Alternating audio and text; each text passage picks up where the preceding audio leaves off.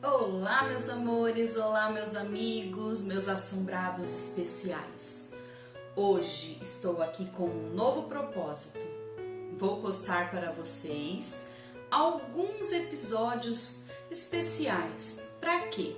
Para me apresentar para vocês, dizer um pouquinho da minha vida, contar o porquê estou gravando vídeos, o que me motivou, e acredito que vai ser muito bom para algumas pessoas que estejam passando pelo mesmo problema que eu. Eu fui diagnosticada com um câncer em agosto, início de agosto de 2020, e estou em tratamento até hoje. Vale lembrar que estes vídeos foram incentivos de amigos. Alguns me perguntaram, mas Paty, você sempre usou maquiagem, por que agora fazer os vídeos sem nada no rosto, né? Sem uma maquiagem, sem tudo aquilo que eu sempre usei, batom escuro. Quem me conhece pessoalmente sabe como é o meu jeito. Bom, e aí um outro amigo me sugeriu que eu fizesse alguns vídeos falando da minha vida, que talvez seria importante para quem vai começar a se inscrever no canal, conhecer melhor quem está contando as histórias, que não é simplesmente contar uma história de terror, tem toda uma motivação por trás de tudo isso, para eu estar iniciando neste momento. Eu quero começar com essa parte 1 da minha vida, muito resumidamente, né, gente? Mas de uma forma que dê base para as outras coisas que eu vou dizer. Eu quero tentar responder uma questão. Por que este câncer me acometeu? Não porque eu, né? Eu não acredito nessa frase. Por que não eu, né? Então, com certeza ele teria que me acometer de alguma forma para que eu acordasse, para que eu lutasse de alguma forma. Então, para conseguir tentar explicar isso para vocês, eu preciso relatar um pouquinho da minha vida brevemente, por tudo que eu já passei por diversos momentos. Às vezes vai parecer até fictício, vai parecer que eu estou inventando, mas não, é verdade, já passei por alguns momentos difíceis e que demandaram muito esforço, né, muita dedicação para sair desses problemas, porém, eu sempre encarei com alegria. Sim, posso dizer com alegria. Eu tinha assim dentro de mim que nada de ruim aconteceria, nada aconteceria comigo, né? De ruim ao ápice, eu digo. Bom, eu fiz um roteiro aqui, pessoal, porque eu tô fazendo a dieta para fazer a radioiodoterapia. Já estou há 35 dias. Em outro episódio eu vou contar isso para vocês, como tá sendo difícil e complicado a falta do hormônio e essa dieta. Depois eu vou contar em outro episódio para vocês, tá? E eu fiz o roteirinho porque um dos sintomas é perder a memória, se perder nos pensamentos. Então eu vou seguir esse roteirinho para não me alongar demais na conversa, tá? Bom, minha infância. Tive uma infância maravilhosa, pais presentes, irmãos amigos, brinquei muito na rua. Na década de 80 era muito comum as crianças brincarem na rua, no barro, ter essa interação, essa amizade, brincadeiras de rua, mamãe da rua, cada um no seu galho. Foi uma infância muito curtida, muito maravilhosa. Todo o apoio dos meus pais eu tive, minha mãe sempre presente, era uma figura amiga, sempre foi muito amiga, tudo que eu precisava ela já demandava, já corria atrás, já buscava. Papai sempre trabalhando, sempre trazendo sustento, minha mãe sempre dizendo, ele ama vocês, mas ele tem uma forma de amar mais seca, ele não abraça, ele não beija, mas ele ama do jeito dele. Uma infância perfeita. Toda criança teria que ter esse direito a uma infância perfeita. Bom, muito jovem, ainda aos 13 anos, conheci o meu grande amor da minha vida. Ainda estou com ele há 22 anos, nós estamos juntos, casados. porém há 25 juntos. Aos 13 anos comecei a namorar, casei aos 16 anos, casei mesmo com o apoio da minha mãe, do meu pai, tudo o que pede um casamento de uma família cristã, na igreja, no cartório, festa. Depois vou ver se eu consigo colocar até uma foto aqui para vocês verem, tá? E aí, com 9 dias de casada, 9 dias, aos 16 anos, isso em 1998, meu marido, 9 dias de casada, hein, gente? Foi assaltado, levou 2 tiros. Imaginem só a cabeça de uma adolescente recém-casada, aos 16 anos, no ápice do amor. Não que eu não o ame, amo muito até hoje, mas imaginem só, todo aquele fervor, né, da adolescência, do recém-casado. Foi um período difícil, né, nós enfrentamos, mas graças a Deus ele se recuperou, ficou bem. E durante esse período de recuperação nós tivemos uma ideia, o que? Eu engravidar. Pois é. Engravidei aos 16 anos, assim que ele sofreu esse acidente, após se recuperar um pouco, engravidei, decidimos engravidar, né, do nosso primeiro filho, que é o Mike.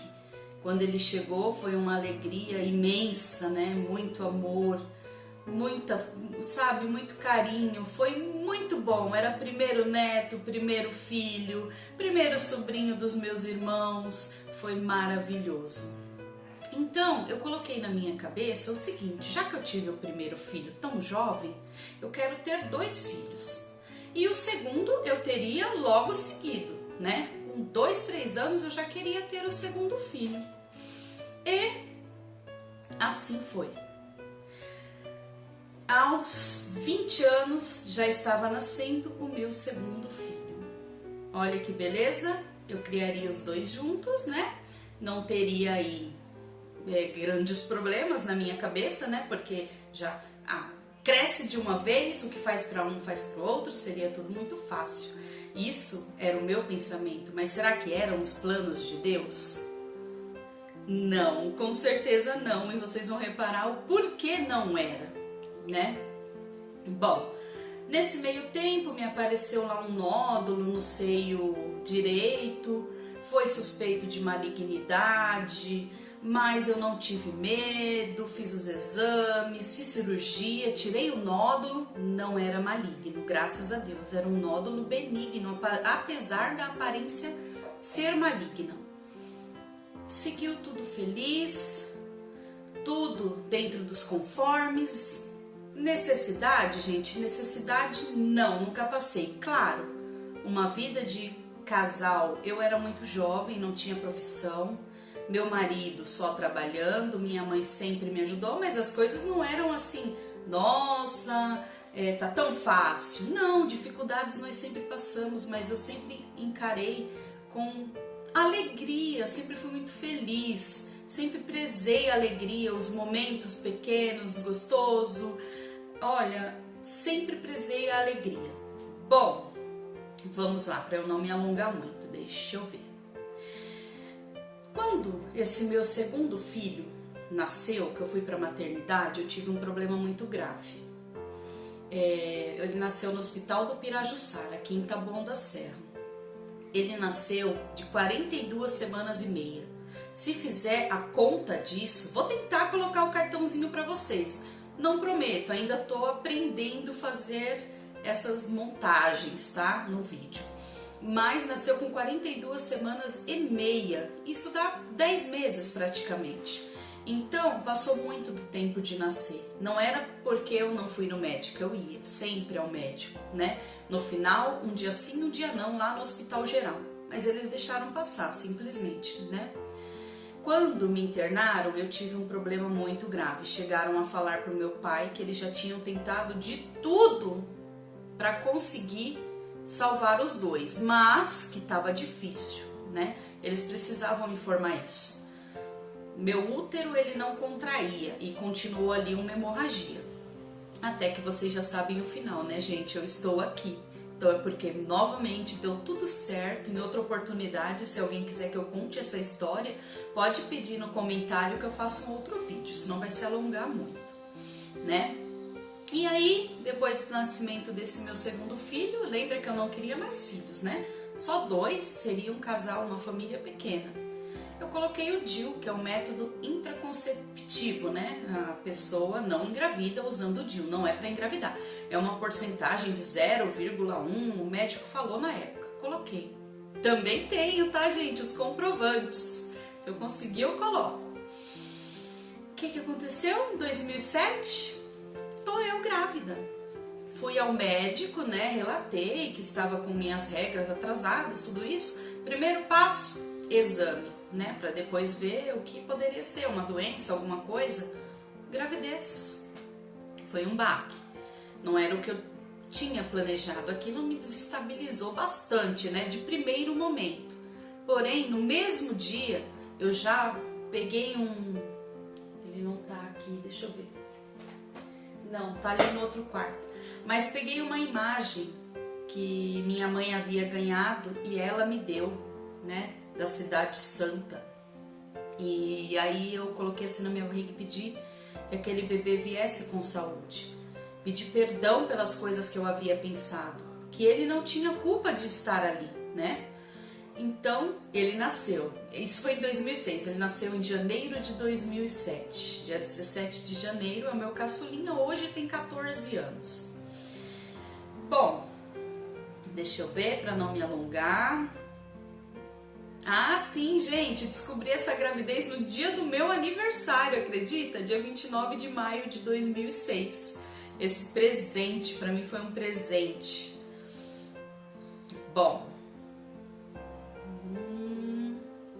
E aí a vida continuou, né? Alegria, momentos felizes, alegres, né? Sempre bem. Uma vida normal de uma pessoa feliz. Até que em 2011, lembra que eu queria só 2 filhos? Já tinha 3 filhos amados. Em 2011, quem chegou? O quarto. A quarta. Uma menina, muito tímida, recatada. O nome dela é Marília. Bom, ela estava passando por problemas com a família aos 11 anos de idade e eu acredito que foi assim uma filha do coração. Isso não acontece por acaso. Marília teria que ser minha filha de alguma forma e então nós a adotamos. Foi um período um pouco complicado. Meus filhos ficaram com ciúme, alguns mais enciumados, outros menos. O Itamar já se deu muito bem porque era muito pequeno, então ficou como uma irmã que fazia tudo para ele. Mas foi uma convivência boa.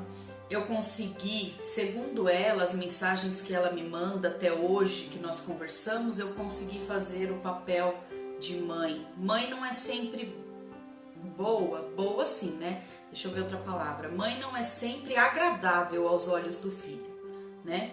Nós devemos às vezes tomar a rédea com força e aquilo dá aquele confronto, mas graças a Deus ela se encaminhou para o bem.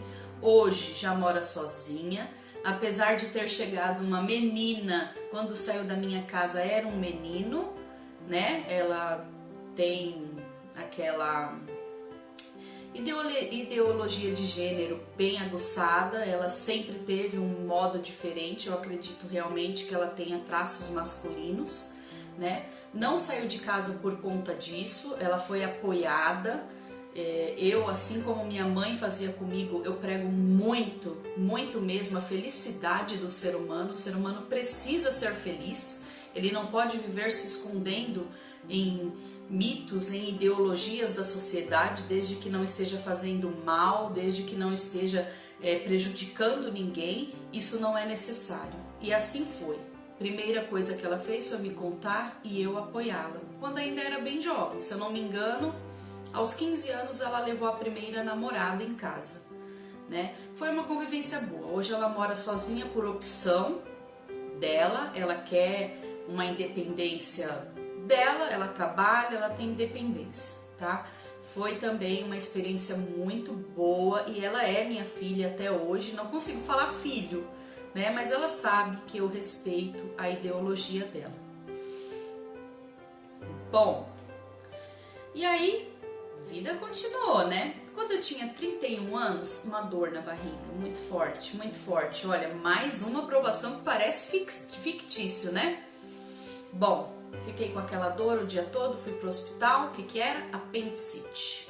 Só que não era uma apendicite comum, era aquelas que rompeu, ela supurou muito rapidamente. Quando ela supura, ela quer dizer o quê? Estourou. E o apêndice é uma parte do intestino. Tudo que tem de fezes ali contamina o nosso organismo, nossos órgãos. O que que precisou ser feito? Isso já foi lá na Santa Casa 2 da cidade de Suzano. Nessa época eu já havia mudado para Suzano. Então, o médico fez a cirurgia, fez a lavagem de todos os órgãos, uma cirurgia arriscada, complicada, tanto que no mesmo dia, no mesmo hospital, o meu amigo, meu vizinho, que se tornou um grande amigo, Cláudio, se ele assistir esse vídeo, ele vai lembrar, porque ele que me contou. No mesmo dia, uma moça faleceu com a mesma causa que eu. E eu estou aqui, né, gente? Graças a Deus, estou aqui para contar mais essa história. Bom, fiz a primeira cirurgia, tudo deu certo. Com 7 dias eu fui dispensada do hospital, fui para casa debilitada, né, gente? Foi uma cirurgia grande. Fiquei apenas 2 dias em casa, tudo infeccionou, voltei para o hospital, nova cirurgia. Fiz novamente a cirurgia, toda aquela lavagem de novo foi necessária. E aí, 7 dias depois, casa. E graças a Deus eu estou aqui depois de um repouso absoluto, depois de muito antibiótico, mas eu estou aqui para contar essa história. E continuei feliz. Segui minha vida feliz porque tudo eu encarava de boa fé, tudo eu encarava, eu não tinha medo. Essa é a verdade. Eu não tinha medo de nada, nada que me acontecesse. E sabe por que eu não tinha medo, gente? É sempre importante eu falar isso porque eu tô tentando explicar o porquê do câncer. Talvez seja psicológico, eu tive apoio do meu oncologista para chegar a essa conclusão. Eu não tinha medo porque eu tinha minha mãe como uma extensão minha. Só que acontece que eu esqueci, aliás, eu nunca pensei que os pais não são nossa extensão, nós somos a extensão dos pais. Né? Mas eu não tinha medo, eu tinha minha mãe. Se me acontecesse alguma coisa, com certeza ela cuidaria dos meus filhos, ela faria o que fosse melhor. Então eu não tinha medo. Se eu não tivesse aqui, não tem problema, foi porque Deus quis. É isso que eu pensava. Bom, continuei, né, a minha vida. Foi, até que eu tive o meu primeiro susto. Aí foi um susto grande, gente. Eu saí assim do meu equilíbrio, né? Quase que eu não... Aliás, eu não retornei. Eu retornei para o meu equilíbrio, na verdade, quando passou esse período, quando tudo se resolveu, né? Quando eu tinha por volta de 32 anos, minha mãe apareceu com um tumor no cérebro. Era do tamanho de um limãozinho grande, de um limão grande. Não era do tamanho de uma laranja, mas era de um limão grande, que eu acompanhei ela ao médico, né? E ela apareceu com esse tumor na nuca. E tinha aquelas chances de vida, de cirurgia, e aquilo tudo me consumiu e me deixou assim muito mal, muito mal. Bom, graças a Deus, Deus permitiu que minha mãe ficasse viva. Desculpa o barulho, gente, tá durante o dia. Bom, permitiu que minha mãe ficasse aqui mais 5 anos junto comigo. Só que o que aconteceu? Nós que já éramos amigas, depois desse episódio, eu fiquei assim, com tanto medo de perder minha mãe, que tudo que ela dizia, eu dizia sim, nunca retruquei, nunca coloquei minha opinião com força para tentar dizer alguma coisa para ela, e a nossa amizade se fortaleceu, apesar de eu morar em Suzano. Ela frequentava muito minha casa, todos que eram meus vizinhos conheceram minha mãe, ela ia muito lá, ficava lá, ela amava ficar na minha casa, segundo ela, né? Ela mesmo dizia que tinha uma paz, que tinha um sossego, que ela se sentia muito bem e nos falávamos todos os dias por telefone. Não é oi mãe por mensagem, era falar por telefone. Então era uma convivência muito grande. Estou falando isso também para, na segunda parte, vocês entenderem o porquê o câncer também tem ação psicológica. O nosso psicológico pode transformar as nossas células em células cancerígenas. Isso não é comprovado cientificamente, segundo o meu oncologista, né? Mas existem estudos e pesquisas que comprovam que a maior parte das pessoas que possuem determinado câncer e determinado grau de agressividade tem sim fundamento em razões psicológicas, em tristeza e melancolia. Bom, vamos lá. Deixa eu ver, para não me alongar muito. Bom, então essa primeira parte eu vou terminar assim, da alegria que eu senti de ver minha mãe recuperada, da alegria que eu tive em tê-la por 5 anos na minha vida, presente do jeito que ela foi. E aí, na segunda parte, eu vou contar para vocês onde entra isso que me derrubou. E até hoje eu não consegui encontrar realmente o meu ponto de equilíbrio, mas eu já melhorei muito e vocês vão entender por quê, tá? Espero que vocês tenham gostado de conhecer a minha história um pouco do início. Foram muitos momentos mesmo que eu passei, eu tenho muita história para contar. Imagina cada caso desse contando na íntegra, é muita coisa, né, gente? Bom, beijo para vocês. Amanhã eu posto a segunda parte, tá? Vou postar uma parte a cada dia como uma edição especial. Ah, e não se esqueça, como sempre, tá? Se inscreva no canal, fortaleça aí o meu canal e depois eu vou explicar para vocês por que eu decidi começar a contar histórias aqui no YouTube, tá bom? Um beijo!